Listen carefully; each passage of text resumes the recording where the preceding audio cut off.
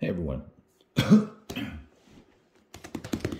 Let's see. I thought I'd try and talk through a little bit of the gameplay here after 2 turns of a basic scenario, just to kind of sort of whet your appetite for how this thing works, how the gameplay and the combat sort of resolves itself based on what I'm seeing so far, and then we'll work out when I'm going to do a tank scenario, which is kind of the next learning scenario.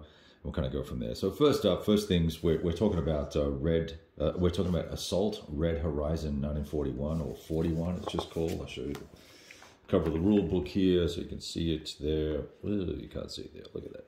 Why am I so zoomed in? Let's see if we can scoot that out a little bit. Doesn't look like it.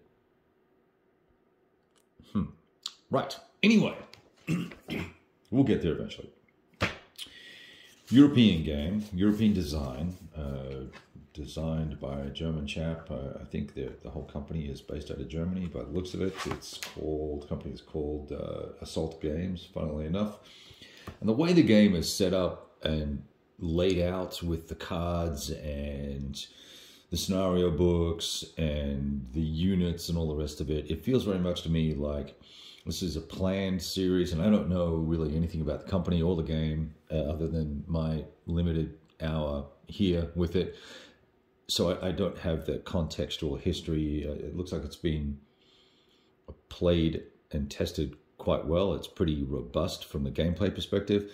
But Wolfgang Klein looks like he's got a series in mind here with different formations and different units becoming available based on the year that things are happening. So there's, here's a heavy rifle company for 41, right? Here's a rifle company for 41, and there are certainly some tanks in here that are all oriented around 1941, and I'd have to double check the counter mix to make sure that I was not incorrect there, but nevertheless, it has a couple of interesting concepts around these formations that you allocated, and as a player, so as the German player, you split these up into foot and armor and artillery, and then when it says in the scenario booklet, hey, go grab 2 infantry formations, well, you can just flick through and pick one, or you can do it randomly. Now, that may or may not work for you. There's multiple choice things on how you can decide how to pick these things, right? You can see it's got these little veteran and beginner or inexperienced status markers on the different formations as well. So there's a lot of flexibility just sort of casually mentioned in the rules. I will say some of the rule wording is a little funky, but it's okay, right? It's not going to cause massive consternation. I was a little confused with command card, command points, because I wasn't sure what was what and how they were being allocated. But once you work it out, it's all pretty straightforward.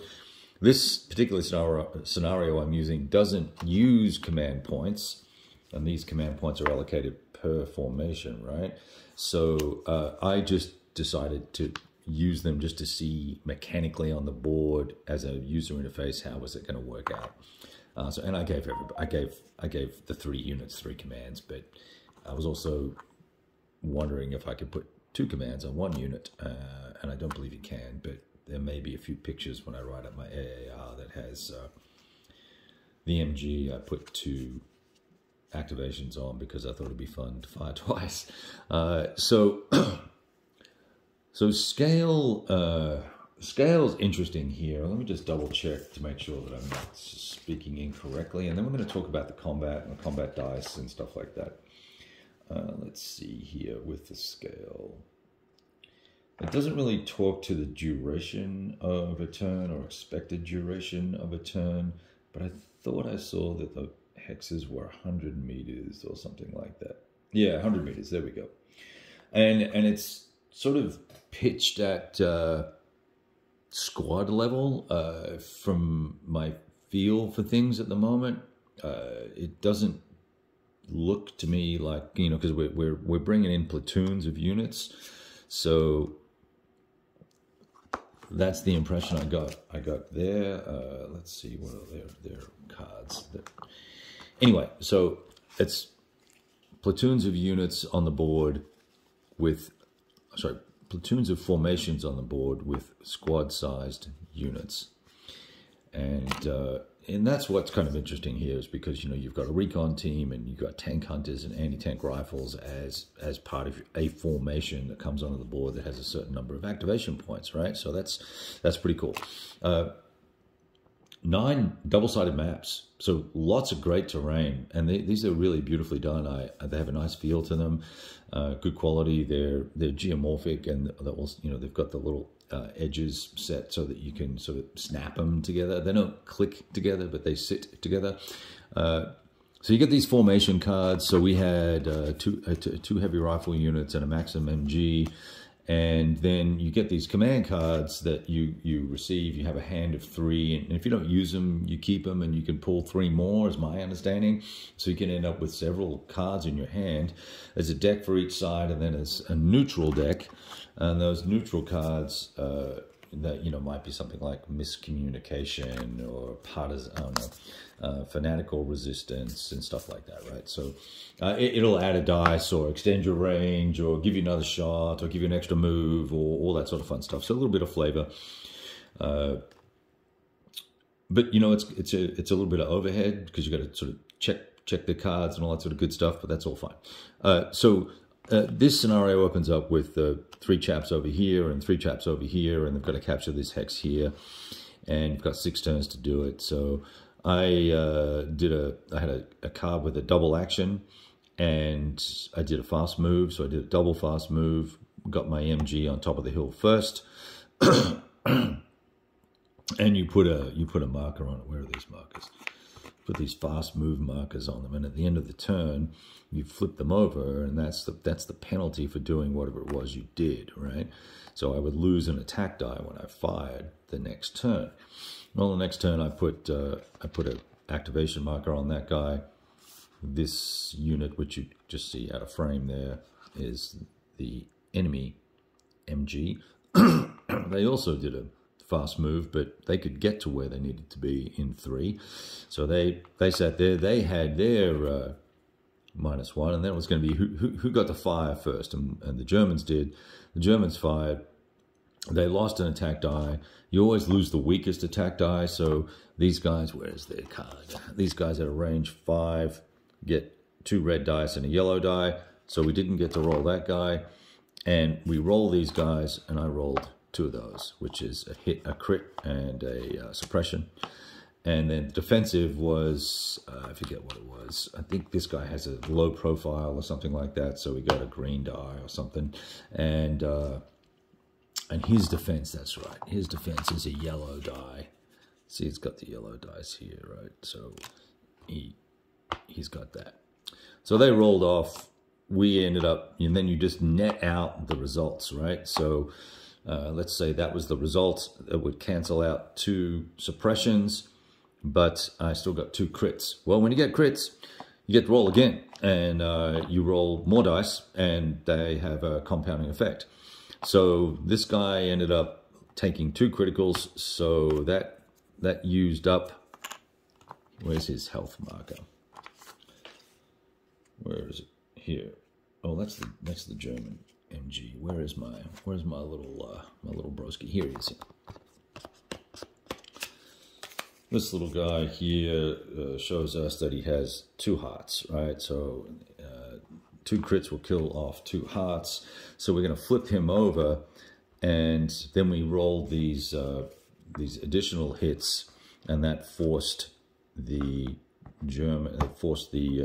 Russian unit to do a fallback. Where is that? Yeah, a fallback. Which, when you flip it over, becomes a suppression, right? So he had to retreat using a fast move. He goes back 3 movement points or whatever, 3 hexes or whatever it was. And that's basically a combat. And the other way you can fight is obviously do close assaults, which we did one here. You can't opportunity fire or reaction fire, excuse me, if you've already done an action. These guys had already done an action, so then these guys popped up. and got to close without any interference. Probably could have taken a shot here, actually, reaction fire through here. I think that's going to be degrading terrain in essence. So super simple, right? You're literally dicing off and comparing. So both folks are engaged in the game at the time or during the gameplay. You've got a nice little summary chart here of all the different impacts, modifications to attack dice, mods to defensive dice. Nice card stock. Same with your tech chart, your terrain chart, right? Spotting, roll, and range modifications, and all that sort of good stuff. And that's all you really need to run the game. Some of the little odd things that so you're putting a firing marker down when you've fired fired your guns, but you can also dig in. So I don't know what the time scale is supposed to be, but I found this odd that in this time scale, if I wanted to spend an action with these guys here and not move, I could dig in, right? And there he is, dug in. So that takes probably takes 2 turns, I guess. I've skimmed those rules because they're all sort of optional things. And of course, there's all armor. There's tanks, and they've got facings and all this sort of good stuff, and all the rest of it, and different armor from different angles and things like that. So it strikes me as a simple, light, kind of almost feels like maybe Band of Brothers, but much lighter, right? Less cartoony. I'm still not sold on these hexagonal counters. They are big and cute, and there's they're not cluttered with information because you've got these cards, but you got to get used to these cards and look at the ranges and all this sort of business. I'm just thinking through. That's the closest salt details there. I wonder if I did the right dice on my last attack. That would be interesting to look at real quick here. It was 2 reds. All right, so that still would have worked out the same. So that was this hex here. So look, I like it. I'm gonna try out the. Going to try out one of the armored scenarios and then look to play a larger scenario. One of the things I think I'm looking for, however, with tactical level games is some more historical, I'll call it fidelity, I guess, but have some more interesting scenarios that are built around history, not representative history. And clearly, if I'm randomly pulling a formation card, we're not using the forces that were present at the time, right? We're using something completely different. So does that really matter? I don't know. It's got cavalry in the game. I don't know if you can see those. Cavalry in the game. There's a little bit of shine there. It's a stupid light. How about that? That's probably a lot easier on your eyes. Sorry about that, guys. I'm just trying to see if I've got a mechanized unit here. I don't have one handy that I can give to you to show you. There's that cavalry platoon. So look, I like it. It's probably not gonna be on my top list of rush to go to tactical games to play. But I think if I was trying to get someone interested in wargaming and wanted to show them a beautiful finish, fantastic components, and something that played really fast and was really very intuitive with these hit dice and all that sort of stuff, I think this would be a game that I would potentially pull out to show people what a war game could be like, to play against each other and have a little bit of fun and get people excited about some of the concepts behind wargaming. But I think, if you're looking for ASL, this obviously ain't ASL, was never meant to be ASL. Certainly a lot lighter than Lock and Load Tactical or Old School Tactical.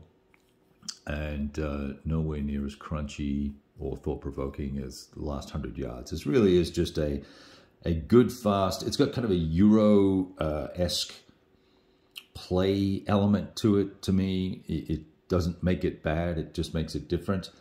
And I love the artwork in here. There's a huge number of scenarios. There's a campaign, a linked campaign that looks like it works pretty well. There's also a source book with a bunch of artwork in it that's pretty fabulous. So wonderful package. It's a really big box. I have no idea if I ever sell this, how I'm going to ship it to somebody, because it's monster sized, as big as Sacred Oil or bigger, and probably weighs a couple of pounds more. So pretty interesting. I'll give it that. I'll say it's pretty interesting. And it's got lots of potential. Be good to see what happens with it going forward. There are a couple little things I would change with the charts and tables to bring things out of the rule book and onto a chart, but maybe there are things that would come to be known as you played more of the game versus my experience with just a couple of turns here. So we'll get this back on the table in a little while, in a week or two, to do some tank warfare and see how that all plays out. Be cool to see if they've kind of captured the nuance of armor capabilities of the two sides, and the ranging and all the rest of it that you certainly and definitely see in titles like Panzer, right? All right, gonna leave it at that. Talk to you soon.